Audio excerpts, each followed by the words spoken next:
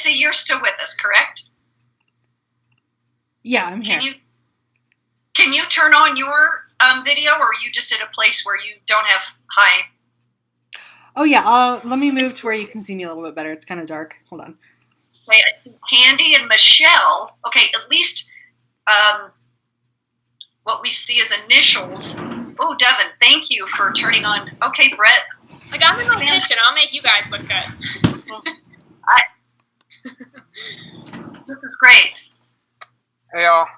Hello. It took me a while to figure out how to get here. Hey, that's what we were talking about. I was a little lost as to, I thought it would prompt me, please join the breakout. Right. And I realized it took me a while I had to go to the home screen. Right. And then check out okay, that was a little confusing. Yeah, no, I didn't understand either. And then I'm like, okay, so then to go back to the thing we were just in, what happens? Like, do they tell us when? Or I guess we'll find out. Yes, we will. And the other thing I don't notice, and just to be clear, I'm Stephanie. I'm with conveners.org. I'm head of partnerships and growth, and I'm equally as, sort of a newbie as all of you. So, we have also Missy, and then Michelle and Candy. And I'm asking if they can just turn on their, and Vanessa. So as other people finally join us. Hi, Vanessa. Hi. Thank you for turning your video on too, just to see the capability and how the system works with. Thank you. Even if you turn it off, no, thank you. You can turn it off later, but in some platforms, when we've got too much video in Breakout, it seems to really dysfunction the whole. Oh, good. I like that you can do, it's basically like you're in a webinar, but then you can be in a breakout room, which is nice because I don't know that other webinars let you do that always. Mm-hmm. Yeah. We've had similar functionality when we tested Hop-In, where there's a main stage and you present on the main stage, and then you can actually then schedule a breakout from there. So that's the only other one that we've noticed. So, hey Stephanie, I can figure out how to allow my video access. It's grayed out. The cam button is grayed out, and it never prompted me for permissions. Only my mic. So I'm not sure how to actually do that. I might try to leave and come back. Try to leave and come back because mine actually prompted me to kind of force me that permission. Try logging out and just logging back in and letting us know. Okay, I'll try that. Hi, everyone. Sorry for the delay. Hello. How are you doing? Great. Thank you so much for joining the demo today, and hopefully this was easy for you to get into. I see that you all are on screen, which is great, and we have a couple people who are not sharing their camera, which works as well. Any questions for me to begin? Well, Stephanie, to be honest with you, we do have a question, just not to derail our breakout. It took us a little while to figure out how to get here. So when I think we were all thought that SpotMe would auto-prompt us to join the breakout, and it wasn't explicit that we had to cut off your literally exit out of your presentation, go back to the home screen, and then find. It took me a while. It took, I think, all of us a little while. That's fair. I typically try to show that in my demo, but if I open up the actual breakout itself, it takes me out of the live stream, and I didn't want to have me cut out and cut back in. But it can be a very smooth transition. I think it's just kind of announcing it to attendees that you're going to have to go out and then back in, and it brings you into the ability to have that one-on-one conversation versus what I was doing before was more a presenter to audience, where the audience can ask questions, but they can't necessarily talk back to me. Can I ask you something? Can I talk to someone while I'm here? Is there any internal chat so I can talk to Stephanie, for example, or Michelle? Yeah, you not in this specific feature, but you can. Oops. She's gone. Vanessa, I'm going to try to find you. sorry, I refreshed my page. You can go into the people list, and it will keep your page open. And you can always click on one of their names. So say I want to start a message with Okay. someone, I can click on their It's name. not like Zoom that I can chat with someone like on this video platform or something like that. No, it's more of a verbal communication. You can share your screen, and you can also message people within the app, but it doesn't let you message through this specific item itself. Okay.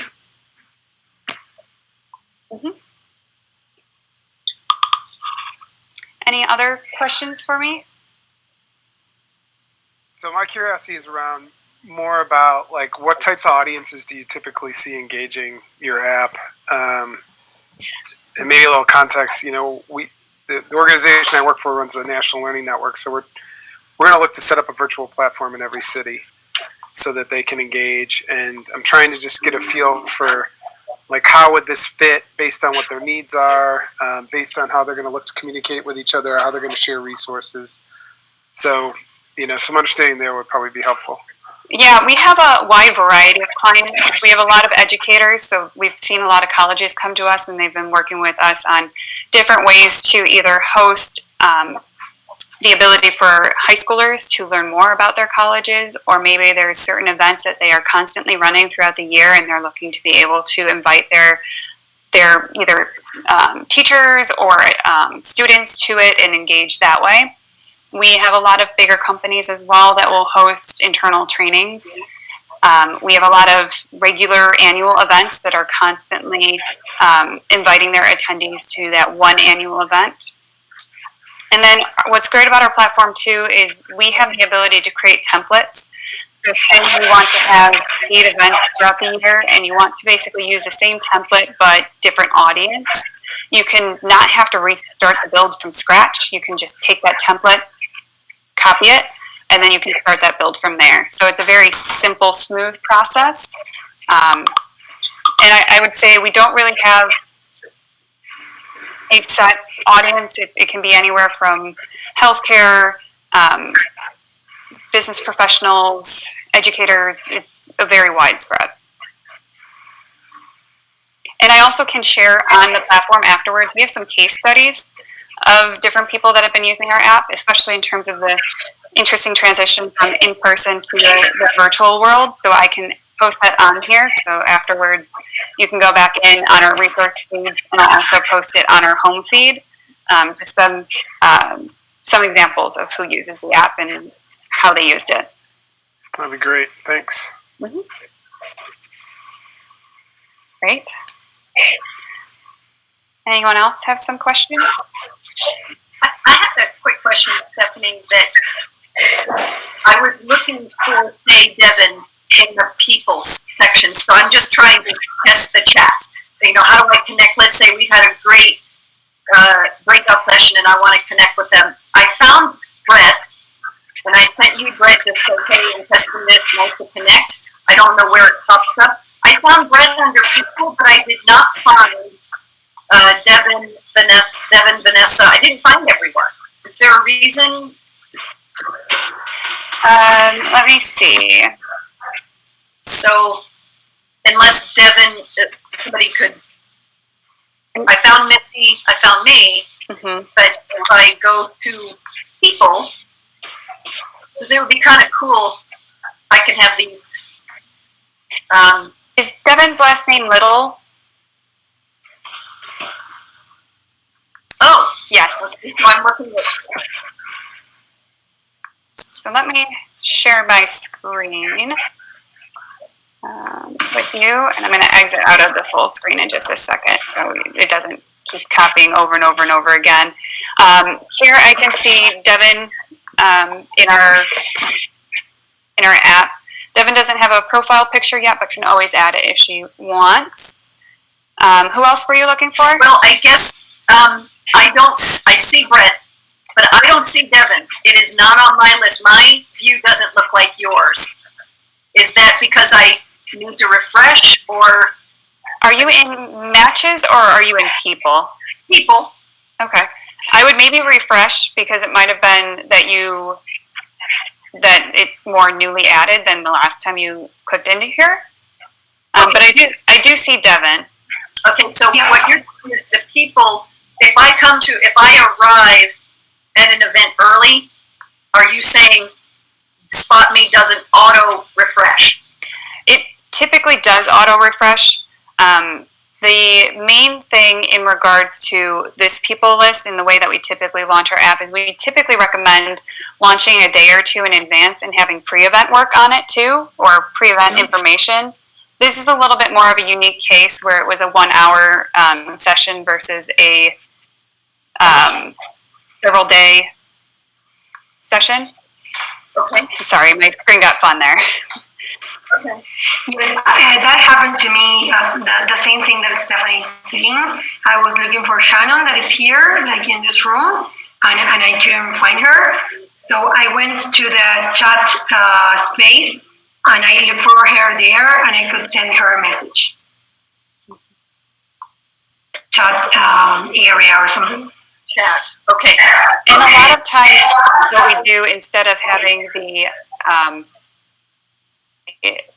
participant list logged in that way, we'll actually get sent the participant list from the audience. So they're already preloaded into the app versus this was a public login where anybody could basically join this demo and join in versus a lot of events are private and you are only inviting the people that have either registered for the event or you've deemed are available for the event.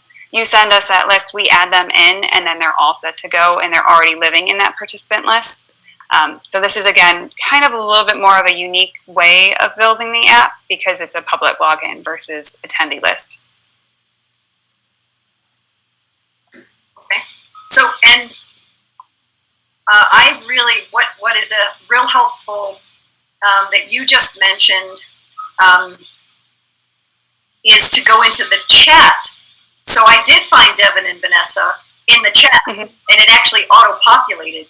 So that actually is a little bit easier to go directly to chat. If I'm like, oh yeah, Devin's mentioning something, I think it's great, and I want to connect with her during the breakout, the chat is much better than people because people isn't fully populated or refreshed depending upon how you're, okay. Yeah, the chat's really a nice feature, and it's nice that it autofills in for you too. Cool. One of the things I'll point out, Stephanie, is that when so you saw it, when you go in there, there's 3 of me. Yeah. So when I came, I think a few days ago, when I first got this link, I tried to create it, and the front page it asked for name and email and a couple consent boxes. And then I submitted it, and it took me right back to that screen again. And I don't know if it was because the demo wasn't live, because I tried it again just before 1 today, or right at 1, and the same thing happened. And I was like, am I missing something? Didn't know how I was getting into this. And then I created the 3rd time, and it finally put me through to my home page. So I think that's why the dummy accounts exist. Yeah, that is why it exists. Now, do you have VPN on your computer by chance? No? I don't know. Sometimes we'll experience that when there's VPN because it kind of throws a loop into the login process. Typically what we do is we actually have an email verification process, but because this isn't something where SpotMe is looking to be contacting you really afterwards, we're just looking to be able to bring you into a demo. Yeah. We just had you fill in your first name, last name, email address so you could get into the platform. Typically there's another step where you approve it and then you go back to your email and then you go into the app. Okay. Which stops duplication of profiles because it keeps your basically unique identifier as your email address, so it can't create 2 of you.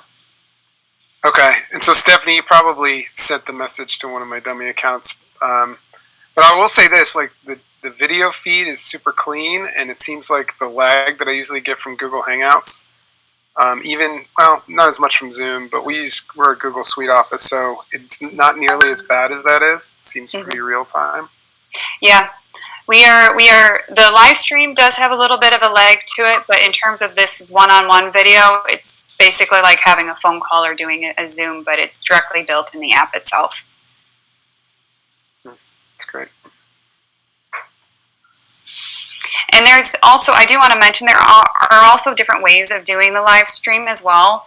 So what we did is we ran it through Zoom, which streamed live directly into our app.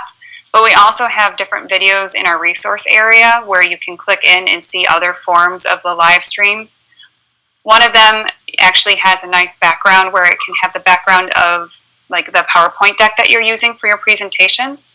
And then you can have the speaker's photo on the left, and then you can have the presentation on the right if you'd like. You can do voting, stuff like that too. So there's different views that you can have of the live stream.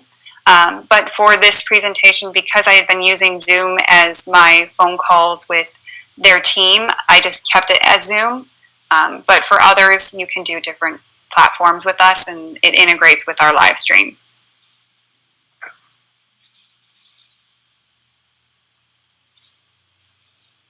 Awesome. And I'm going to just check the agenda really quick and see how we are on time, because I know we're going to be going to the networking portion shortly, which is great. We've got about five more minutes. Cool. Quick question, Stephanie. If somebody sent me back a chat, how would I know that? Right now my Breakout is in full screen. Is there a notification? No. Yeah, there can be a notification that will appear on the right side of your screen. And then you can always click the little arrow button on the top right, and you can minimize your chat or your video breakout, and you'll see a little chat button right here that says that you have a notification. So I will share my screen again with you so you can see it. It's always helpful to share screens. Thank you. So you can do this little corner right here. And then right here, you can see that I have a chat. Thank you. With the number 1. So Luke started a conversation with me, and I'm going to just say hello back to Luke. Okay, great. Perfect. Thank you. Yeah. Great. And then I know we're going to go into networking shortly, so I just want to give you a quick reminder about things that you can do in regards to networking. Check out our activity challenge, try to gain some points through that. Make sure that you fill out that matchmaking quiz that we have and see other people who have done like matches as well as you. Go to our different feeds, our social feeds, and post on there, maybe post a picture, comment on where you're going to be in 2025, hopefully a much better year than 2020, but you know, we've got a lot coming for us. And then also post on the home feed, start chats with each other, see how that feels, look at our speaker profiles, just navigate the app.